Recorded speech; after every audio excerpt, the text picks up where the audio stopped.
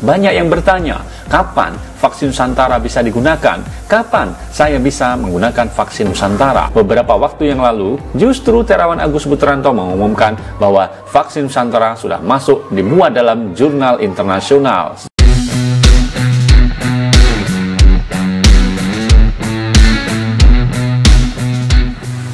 Assalamualaikum warahmatullahi wabarakatuh, sahabat MOC, apa kabarnya? Pasti dalam kondisi yang sehat ya.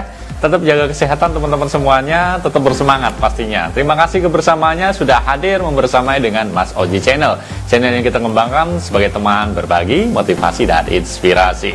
Teman-teman semuanya, hari ini kita ingin sharing lagi tentang vaksin Nusantara. Kemarin ada yang komen dalam konten yang kita share tentang vaksin Nusantara, kapan kira-kira vaksin Nusantara ini bisa dipakai, atau kapan ya kira-kira vaksin Nusantara ini bisa digunakan untuk masyarakat luas. Nah, dari situ kemudian kita cari bagaimana sih sebenarnya perjalanan vaksin Nusantara dan apa yang sebenarnya menghambat atau menjadi kendala, dan mungkin bisa diketahui sejak kapan atau kapan pastinya vaksin Nusantara itu bisa kita gunakan. Nah, dari situ kemudian kita coba untuk menjadikan sebuah informasi terkait dengan jawabannya. Kira-kira kapan ya vaksin Nusantara bisa dipakai?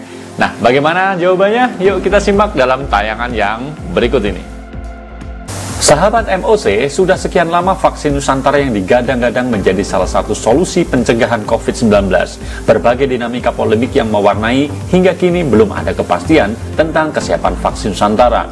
Banyak yang bertanya, kapan vaksin Nusantara bisa digunakan? Kapan saya bisa menggunakan vaksin Nusantara?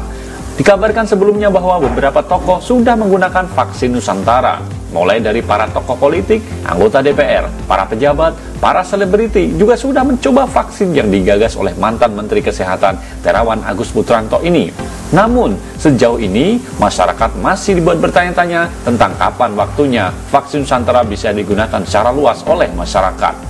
Ada yang sampai menunggu tidak ingin divaksin oleh vaksin apapun kecuali dengan vaksin Nusantara. Kalau kita menilik perjalanan vaksin Nusantara yang penuh dengan polemik ini, masalahnya adalah pada regulasi dan izin edar dari pemerintah.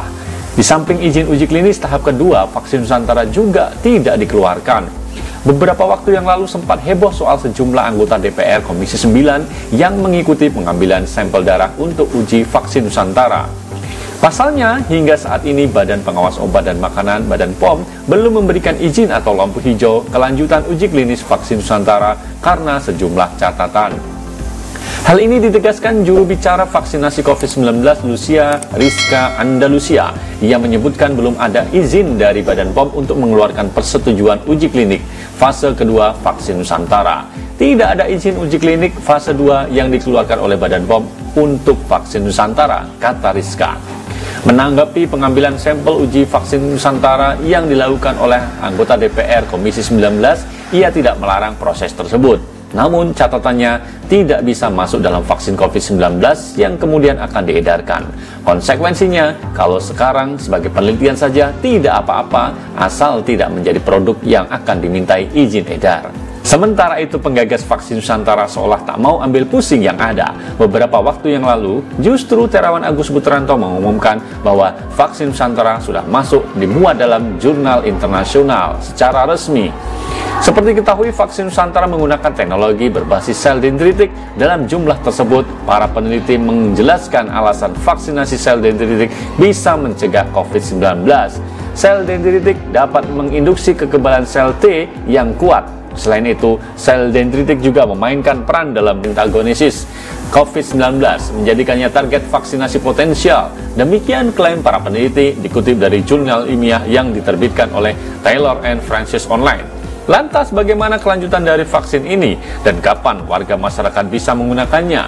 Vaksin Nusantara bersifat spesifik dan hanya bisa diberikan secara individual. Hal ini dikarenakan prosesnya vaksin Nusantara bersifat spesifik dan hanya bisa diberikan secara individual saja. Setiap orang akan diambil sampel darah, kemudian dipaparkan dengan kit vaksin yang dibentuk dari sel dendritik. Sel yang sudah mengenal antigen bakal diinkubasi selama 3-7 hari. Maka untuk bisa menggunakannya, warga harus menghubungi Rumah Sakit Gatot Subroto sebagai pihak yang mengembangkan vaksin ini. Itu pun jika sudah dibuka layanan untuk masyarakat luas. vaksin Nusantara hanya bisa didapat di rumah sakit. Saat sekarang ini diterapkan di rumah sakit dan tentu treatmentnya sedikit berbeda karena sebagai imunoterapi dan dalam bentuk peralatan alat kesehatan. Ya, itu deh teman-teman semuanya. Tentang waktu pastinya vaksin Nusantara belum ada yang bisa memastikan. Meskipun vaksin Nusantara sudah digunakan oleh banyak pihak, khususnya para tokoh, pejabat, selebriti ya. Bahkan sekarang digunakan sebagai terapi oleh Mas Tukul Arwana. Tetapi masyarakat yang awam, masyarakat luas, masyarakat umum itu belum bisa mendapat aksesnya. Konon aksesnya hanya bisa digunakan di rumah sakit. Nah, untuk itu teman-teman harus bersabar. Kita masih menunggu pastinya. Mudah-mudahan vaksin Nusantara ini bisa segera mendapatkan izin edar atau barangkali izin untuk melanjutkan vaksinasi atau semacam uji klinis di tahap kedua gitu ya. Karena memang masih dalam proses dan pastinya proses ini membutuhkan waktu. Itu aja teman-teman semuanya terkait dengan kapan waktunya.